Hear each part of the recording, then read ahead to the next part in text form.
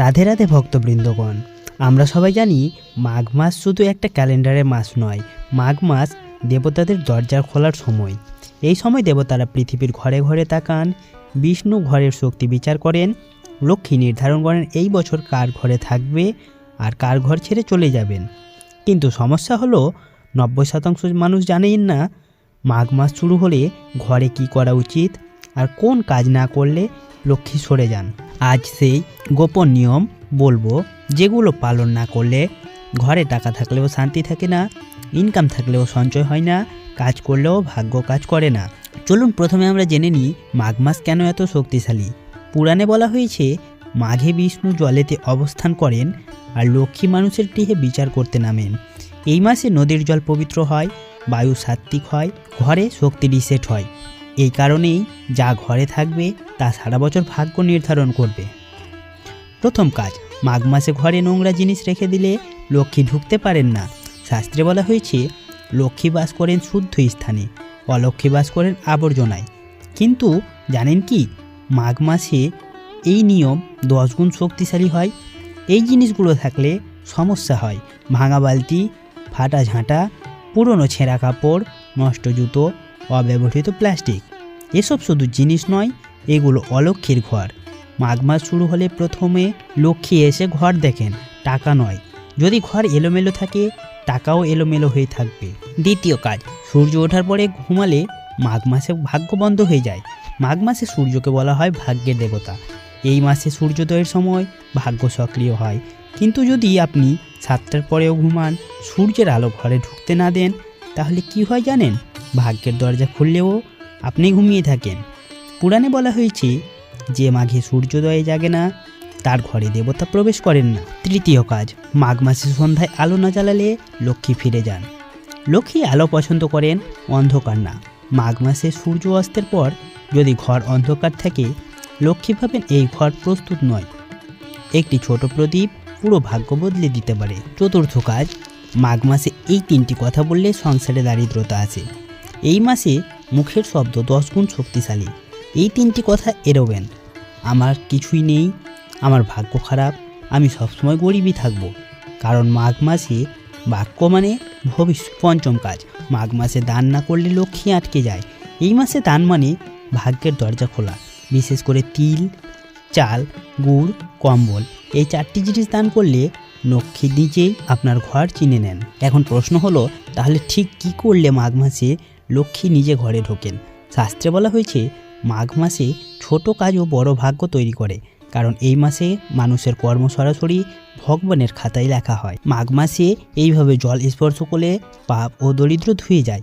মাঘ মাসে জল শুধু জল না, এটা হয় ভাগ্য শুদ্ধি তীর্থ। সকালে ঘুম থেকে উঠে 1 গ্লাস পরিষ্কার জল নেন, তার দিকে তাকিয়ে বলুন, হে বিষ্ণু, আমার সমস্ত দুঃখ এই জলে নিয়ে নাও। তারপর সেই জল দিয়ে মুখ, হাত ও চোখ স্পর্শ করুন। এই ছোট কাজ মনের নেগেটিভ কর্ম কাটে এবং ভাগ্য পরিষ্কার হয়। তিল স্পর্শ না করলে মাঘ মাসে অসম্পূর্ণ থাকে। মাঘ মাস তিলের মাস, কারণ তিল হলো পাপ ভাঙার বীজ। তাই যদি 1 চিমটি তিল প্রতিদিন হাতে নিয়ে ভগবানের নাম বলেন, নারায়ণ নারায়ণ, তাহলে সেই তিল আপনার বহু জন্মের ঋণ কাটে। মাঘ মাসে পিতৃলোক খোলা থাকে। একটি রুটি বা চাল গরু, কুকুর বা পাখিকে দিয়ে বলুন, এই দান আমার পূর্বপুরুষদের উদ্দেশ্যে।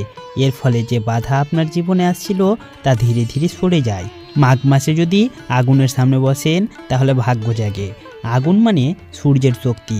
প্রতিদিন সন্ধ্যায় একটি প্রদীপ বা আগরবাতি জ্বালিয়ে 2 মিনিট তার সামনে চুপ করে বসে থাকুন।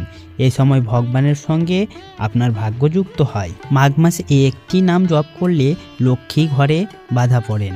এই মন্ত্রটি হলো ওং নমো ভগবতে বাসুদেবায়। প্রতিদিন অন্তত 11 বার পাঠ করতে হবে।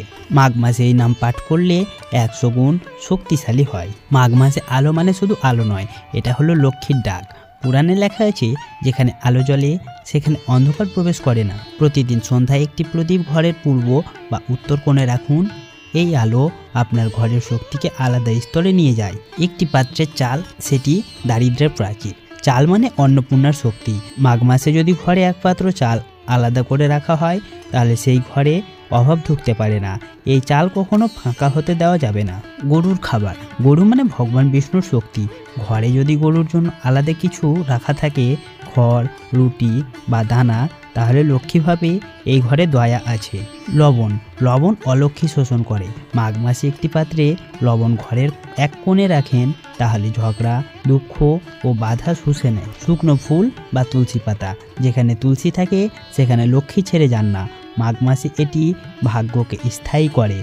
মাঘ মাসে ভাগ্য বাইরে থেকে আসে না, ভাগ্য তৈরি হয় ঘরের ভেতর। ঘরে যদি এই 7টি বস্তু আপনারা রাখেন, তাহলে দারিদ্র ধীরে ধীরে নিজেই চলে যাবে। চলুন এবার আমরা 6টি গোপন কাজ জানবো, যেগুলো মানুষ ভালো ভেবে করে কিন্তু আসলে নিজের সৌভাগ্যের দরজায় তালা লাগে। প্রথম ভুল, মাঘ মাসে বারবার দান ভাবলে কিন্তু দান না করলে। অনেকেই ভাবে কাল দেব, পরশু দেব, কিন্তু মাঘ মাসে চিন্তা ও কর্ম হিসেবে ধরা হয়। যদি ভাবেন আর না, তা হয় ভাগ্য প্রতারণা, ফলে যে টাকা আসার ছিল তা আটকে যায়। 2 নম্বর ভুল, ঠান্ডা বলে সকালে মুখ ধোয়া এড়িয়ে যাওয়া। মাঘ মাসের সকাল মানে শুদ্ধির সময়। যে ব্যক্তি ঘুম থেকে উঠে মুখে জল না দেয়, সে তার অলক্ষ্মী নিয়ে ঘোরে। এই অলক্ষ্মী সারাদিনের কাজ নষ্ট করে দেয়। 3 নম্বর ভুল, মাঘ মাসে বাড়িতে ঝগড়া করে দরজা বন্ধ করা। এই মাসে বাড়ির দরজা মানে ভাগ্যের দরজা। ঝগড়া করে দরজা বন্ধ করলে লক্ষ্মী ভাবে এই ঘরে অশান্তি, ফলে তিনি ঢোকেন না। 4 নম্বর ভুল, সন্ধ্যায় ঘরে জোরে গান বা চিৎকার। মাঘ মাসে সন্ধ্যার সময় দেবতা ঘরের শক্তি যাচাই করেন। যদি এই সময়ে শব্দ, চিৎকার, কোলাহল থাকে, দেবতারা চলে যান। 5 নম্বর ভুল, ভিক্ষুক বা গরুকে খালি হাতে ফিরিয়ে দেওয়া। মাঘ মাসে ভিক্ষুক মানে পরীক্ষক দেবতা, তাই খালি হাতে ফেরালে ভাগ্যের পরীক্ষায় ফেল হয়। 6 নম্বর ভুল, এগুলো কুসংস্কার বলে ঠাট্টা করা। মাঘ মাসে বিশ্বাসের শক্তি খুব বেশি। যে উপহাস করে সে নিজেই নিজের সৌভাগ্য কাটে। মাঘ মাস ক্ষমা ও শুদ্ধির মাস, কিন্তু অবহেলা করলে এই মাস শাস্তি হয়ে দাঁড়ায়। ভক্তবৃন্দগণ, আজকের ভিডিওটি এখানেই শেষ করছি। যদি আপনারা আমাদের চ্যানেলে নতুন হয়ে থাকেন, অবশ্যই চ্যানেলটিকে সাবস্ক্রাইব করবেন। ভিডিওটিতে একটি লাইক দিয়ে ভিডিওটি শেয়ার করার অনুরোধ রইল। কমেন্ট বক্সে লিখে যাবেন রাধে রাধে। ধন্যবাদ।